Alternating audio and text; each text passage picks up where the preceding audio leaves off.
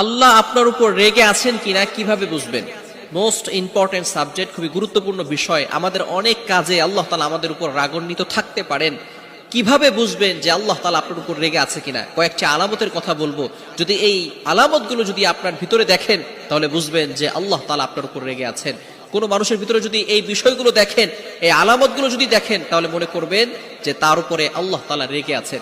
এক নাম্বার হচ্ছে নির্দয় হওয়া, অর্থাৎ যাদের ভিতরে ভালোবাসা নাই, মানুষের সাথে ভালোবেসে কথা বলে না, সুন্দর ব্যবহার করে না, উত্তম ব্যবহার তাদের সাথে করে না, যাদের ভালোবাসা নাই, নির্দয় মন, যাদের ভিতরে ভালোবাসা নাই, মনে করবেন তাদের উপরে আল্লাহ তাআলা রেগে আছেন। সুতরাং এই নির্দয় মন হওয়া যাবে না।